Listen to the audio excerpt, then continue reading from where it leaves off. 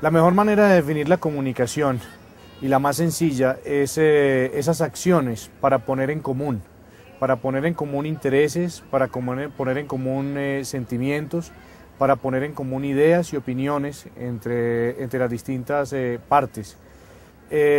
Básicamente partiendo de un modelo de emisor-receptor que es un modelo un poco reevaluado, porque ahorita se habla más sobre todo de interlocutores. Es decir, no hay una persona que emite y otra que se somete a escuchar lo que el emisor está diciendo, sino que hay interlocutores que permiten hacer ese proceso de compartir, porque finalmente la comunicación es simplemente establecer relaciones. Y para el caso particular de la comunicación, digamos para el desarrollo de las comunidades, es una comunicación que construye un tejido social. Eso es la forma más sencilla de entender la comunicación, acciones para poner en común.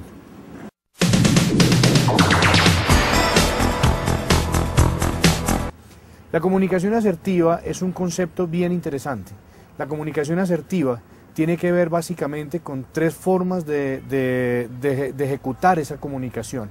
La primera forma es una comunicación agresiva, la segunda forma es una comunicación pasiva y la tercera es una comunicación asertiva.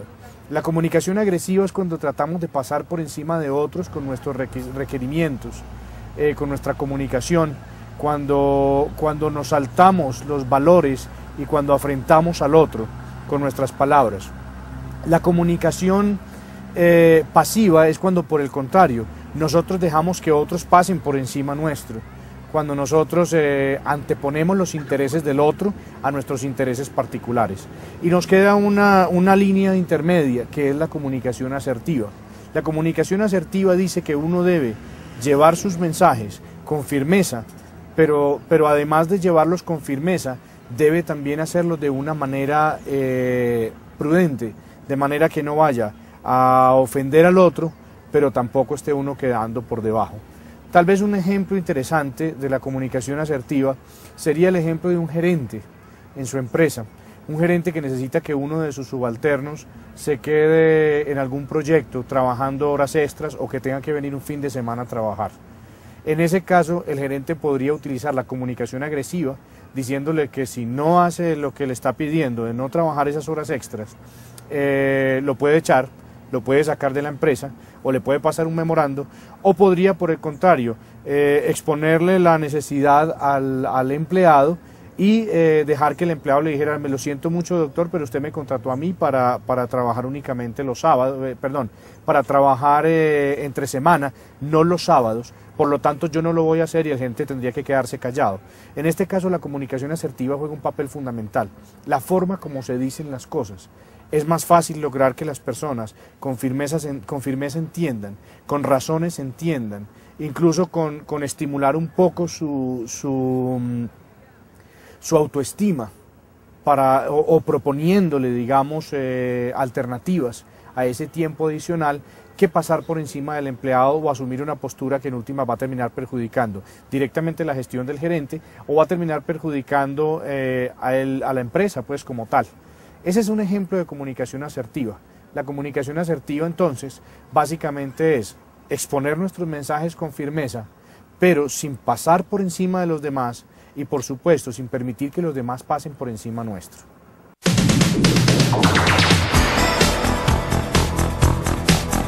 La comunicación efectiva es un concepto bastante bonito, bastante interesante. Nosotros nos comunicamos, no existe la comunicación buena o la comunicación mala. Es decir, no se puede medir la comunicación en términos de comunicación positiva o comunicación negativa. La comunicación simplemente existe, queramos o no, aunque no queramos comunicar, siempre vamos a estar comunicando. El concepto de la comunicación efectiva, básicamente lo que habla es, digamos nuestros mensajes, transmitamos nuestros mensajes de una manera efectiva, sin agotar recursos, sin hacer esfuerzos adicionales. Es decir, que nuestros mensajes se expliquen por sí solos, que nuestros mensajes sean puntuales, que nuestros mensajes tengan en cuenta nuestro receptor y tengan en cuenta la persona a la que van dirigidos o los grupos a los que van dirigidos. Una comunicación efectiva no requiere explicación adicional, porque la comunicación efectiva se resuelve a sí misma. Es decir, en la comunicación efectiva no existen las ambigüedades, no existen dobles sentidos, no existe el sentido de lo que no se percibe. La comunicación como tal debe ser tan clara que ella misma se explique. La comunicación efectiva, podríamos ponerla en términos, este fin de semana, por ejemplo, estaba leyendo un libro. El libro habla sobre los años 20 en Colombia y mencionaba, por ejemplo, la titulación de una noticia en 1924. La noticia decía más o menos esto. Decía, un amigo de lo ajeno entra a una harem gallino y se lleva 2 hembras hermosas. Eso es un ejemplo de lo que es la comunicación no efectiva. Si nosotros fuéramos a traducir eso en un lenguaje claro, diríamos que un ladrón se metió a un galpón y se robó 2 gallinas. Ahí no tuvimos necesidad de hacer un esfuerzo adicional, no tuvimos que darle vueltas a las cosas para expresar las cosas en la manera más clara posible para nuestro receptor. Entonces, la comunicación efectiva es expresarse sin necesidad de artilugios, sin necesidad de artefactos, sin necesidad de distractores en la comunicación. Lo que hay que decirlo con firmeza. Incluso es una de las situaciones que tenemos nosotros en nuestra cultura.